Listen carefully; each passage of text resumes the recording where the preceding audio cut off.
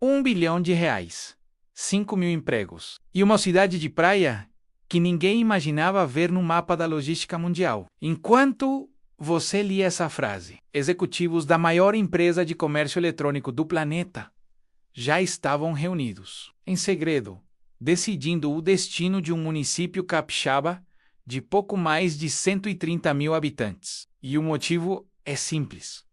Essa cidade guarda um trunfo que nenhuma outra no Sudeste brasileiro possui ao mesmo tempo. Um trunfo que pode transformar o Espírito Santo, um dos menores estados do país, na peça central de uma revolução que vai mudar a forma como o Brasil inteiro compra, recebe e paga por qualquer produto pela internet. Pode parecer estranho, mas apesar de ser a maior varejista digital do mundo, a Amazon não lidera as vendas por aqui. No Brasil, esse posto pertence ao Mercado Livre e à Shopee, que conquistaram o consumidor brasileiro com frete grátis, entregas rápidas e uma presença agressiva no mercado nacional. A Amazon, mesmo sendo um gigante global, segue como coadjuvante nesse território específico. E é exatamente aí que mora um motivo desse movimento em Guarapari. Não se trata apenas de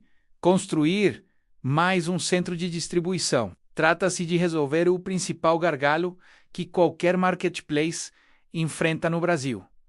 A logística, um país de dimensões continentais, com estradas nem sempre em boas condições e portos concentrados em poucos estados, faz com que qualquer redução no tempo de entrega represente uma vantagem competitiva enorme. Segundo levantamentos recentes, a companhia já opera cerca de 300 centros logísticos espalhados pelo território nacional e vem acelerando seu ritmo de expansão em 2026.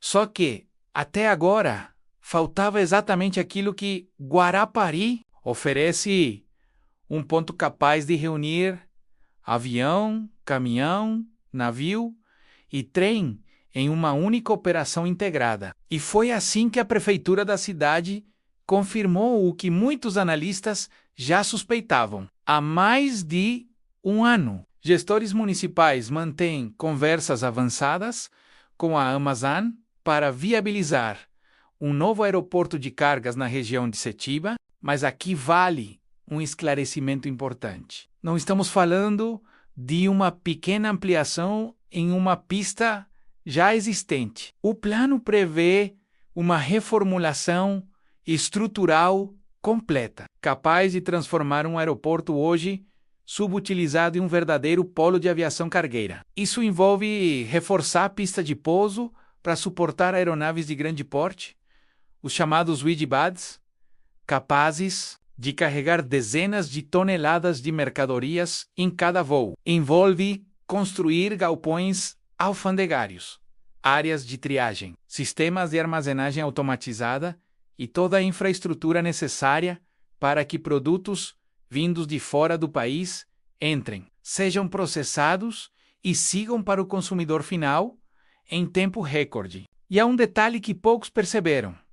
O projeto também prevê a criação de uma zona especial de processamento de exportação. Na prática, isso permitiria que empresas de tecnologia importassem componentes, montassem produtos dentro do próprio perímetro agropecuário e os distribuíssem sem passar por etapas burocráticas, que normalmente atrasam esse tipo de operação. Uma espécie de fábrica-armazém, funcionando dentro do próprio complexo logístico. O valor estimado para essa primeira fase gira em torno de R$ 1 bilhão.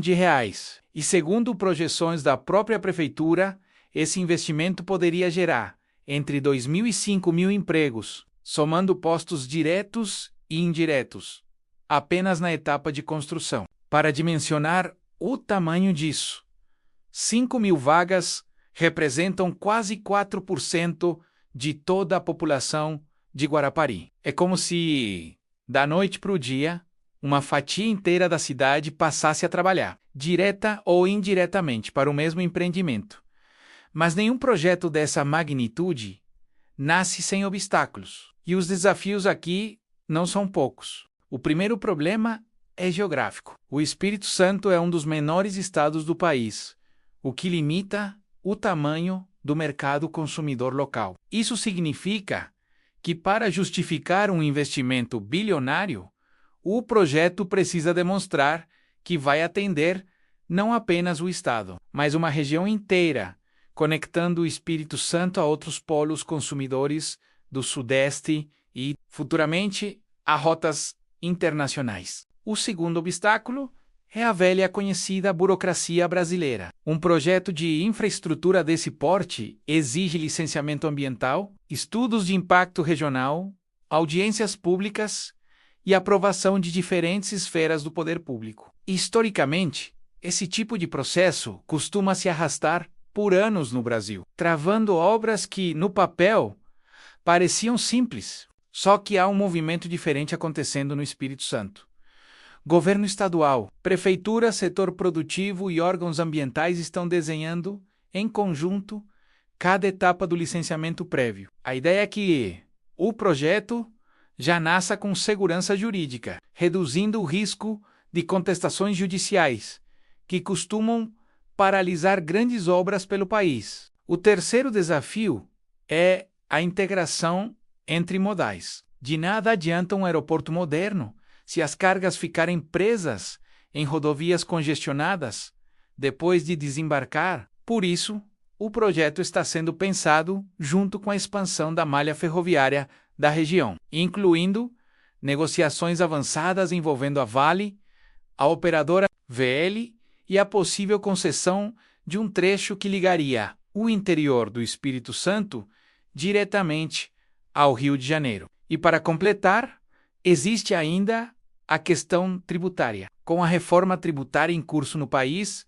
o imposto passa a ser cobrado no local de consumo e não mais na origem da mercadoria. Isso obriga o Espírito Santo a repensar parte do seu modelo econômico para não perder a arrecadação, justamente no momento em que mais precisa de investimento público em infraestrutura de acesso. Ainda assim, apesar de todos esses obstáculos, as negociações seguem avançando e há uma expectativa concreta de que um acordo formal entre a Prefeitura e a Amazon possa ser assinado ainda dentro de 2026. Mas talvez o mais interessante desse projeto não esteja na pista de pouso, nem nos galpões alfandegários. Está no que os economistas chamam de efeito multiplicador. Sempre que uma multinacional decide investir pesado em uma cidade, outras empresas tendem a se instalar por perto, atraídas pela infraestrutura criada e pelo movimento econômico que ela gera. Isso costuma disparar uma cadeia de consequências. Surgimento de hotéis voltados ao público corporativo, chegada de restaurante de padrão mais elevado, abertura de empresas de serviços especializados e, claro, valorização imobiliária. Guarapari, que hoje vive principalmente do turismo sazonal, pode se transformar em algo bem diferente. Um ponto de encontro corporativo, recebendo executivos, engenheiros de logística e especialistas em comércio exterior ao longo do ano inteiro, não apenas na alta temporada. Isso tende a criar um novo perfil de consumidor na cidade, com maior poder aquisitivo e presente durante os 12 meses do ano, e não apenas durante o verão. Além disso, existe um projeto paralelo, batizado de Parklog Sul Capixaba, criado justamente para transformar o sul do Espírito Santo em um polo logístico industrial de padrão internacional. Somado ao aeroporto de cargas, esse movimento sinaliza algo maior. Não se trata de um projeto isolado, mas de uma estratégia regional para posicionar o estado como alternativa aos grandes centros logísticos tradicionais do país, como a região de Campinas, em São Paulo. E é aqui que entra a pergunta que interessa diretamente ao seu bolso.